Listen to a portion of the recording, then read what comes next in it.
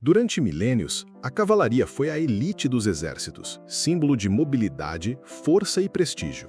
Desde os arqueiros montados das estepes da Ásia Central até os pesados cavaleiros medievais, os soldados a cavalo eram essenciais nas guerras. Mas no início do século XX, o mundo testemunharia uma transformação radical. Os cavalos seriam gradualmente substituídos por máquinas de aço e nasceria uma nova força de combate, a cavalaria de ferro, os tanques de guerra. No início da Primeira Guerra Mundial, muitos generais ainda acreditavam no poder decisivo da cavalaria tradicional. Tropas montadas foram enviadas para o fronte com sabres reluzentes, confiantes de que poderiam romper as linhas inimigas como em guerras anteriores. No entanto, a realidade brutal das trincheiras, metralhadoras, arame farpado e artilharia pesada rapidamente mostrou que os tempos haviam mudado. Cavalos eram alvos fáceis para metralhadoras e minas. Suas cargas heróicas transformaram-se em massacres sem sentido. Ainda que continuassem a ser usados para transporte e comunicações, a era da cavalaria como força ofensiva estava chegando ao fim. Era necessário algo novo. Algo que combinasse mobilidade, proteção e poder de fogo. A resposta veio da mecanização. Em 1916, os britânicos estrearam no campo de batalha um novo tipo de arma, o tanque Mark I. Inspirado em tratores de esteira e desenvolvido sob grande segredo, ele foi projetado para atravessar terrenos difíceis, arames farpados e trincheiras inimigas. Movido por um motor interno e protegido por blindagem de aço, o tanque podia carregar metralhadoras e canhões leves, algo que nenhuma unidade montada jamais conseguira. Seu impacto psicológico foi imediato. Soldados alemães relataram o choque de ver essas bestas de aço surgirem entre a fumaça e os escombros, imunes às balas comuns. Ainda que continuassem a ser usados para transporte e comunicações, a era da cavalaria como força ofensiva estava chegando ao fim. Era necessário algo novo, algo que combinasse mobilidade, proteção e poder de fogo. A resposta veio da mecanização. Em 1916, os britânicos estrearam no campo de batalha um novo tipo de arma, o tanque Mark I. Inspirado em tratores de esteira e desenvolvido sob grande segredo, ele foi projetado para atravessar terrenos difíceis, arames farpados e trincheiras inimigas. Movido por um motor interno e protegido por blindagem de aço, o tanque podia carregar metralhadoras e canhões leves, algo que nenhuma unidade montada jamais conseguira. Seu impacto psicológico foi imediato. Soldados alemães relataram o choque de ver essas bestas de aço surgirem entre a fumaça e os escombros, imunes às balas comuns. Embora lento e pouco confiável no início, o tanque mostrava um potencial revolucionário, uma nova forma de romper a estagnação da guerra de trincheiras. Conforme a guerra avançava, os tanques começaram a ser produzidos em maior número e com projetos mais eficientes.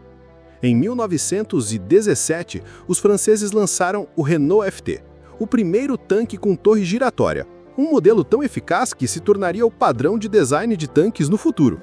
Compacto, ágil e fácil de operar, o Renault FT foi usado em grandes quantidades e com bons resultados. A doutrina da cavalaria, até então baseada em velocidade e surpresa, passou a ser transferida para os tanques.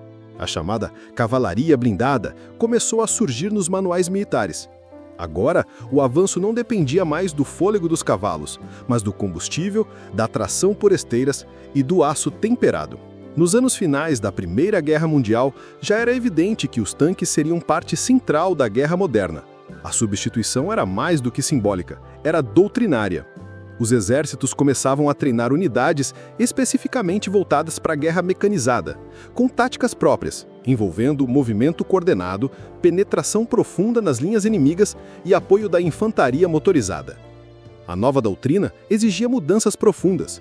A ideia de romper a linha de frente com cargas de cavalaria foi substituída pela guerra de manobra, onde a velocidade do tanque permitia explorar brechas, cercar posições e destruir a retaguarda inimiga. Na Segunda Guerra Mundial, esse conceito atingiria seu auge, com a Blitzkrieg alemã, a Guerra Relâmpago. A cavalaria, agora feita de aço e movida a motor, não apenas substituiu os cavalos, mas revolucionou a arte da guerra. A combinação de tanques, infantaria mecanizada, apoio aéreo e comunicações rápidas permitia campanhas devastadoras, como as da Polônia e da França em 1939-1940. Outros países, como União Soviética, Estados Unidos e Reino Unido, também adotaram e adaptaram essa doutrina. A guerra moderna tornava-se cada vez mais dependente de blindados, e os cavalos, outrora símbolos de poder militar, passaram a ser usados apenas em funções secundárias ou simbólicas. Apesar de sua extinção como força principal, a cavalaria tradicional deixou um legado simbólico que se perpetua até hoje. Muitas unidades blindadas carregam títulos históricos de regimentos de cavalaria. Expressões como cavalaria blindada, esquadrão de reconhecimento e lanceiros mecanizados são heranças dessa transição. Além disso, o espírito da cavalaria, coragem, mobilidade, ação ofensiva, foi mantido no conceito moderno dos tanques. As batalhas de manobra e os confrontos entre blindados substituíram os duelos entre cavaleiros. O nascimento da cavalaria de ferro marcou uma das maiores revoluções da história militar. Quando os tanques substituíram os cavalos, o campo de batalha passou por uma transformação irreversível. A guerra tornou-se mais rápida, mais mecanizada, mais letal. O som das ferraduras deu lugar ao rugido dos motores. O brilho das armaduras foi substituído pelo aço escurecido dos blindados. Mas o objetivo continuava o mesmo: romper as linhas, conquistar território e vencer o inimigo. A partir daí, a guerra nunca mais seria a mesma.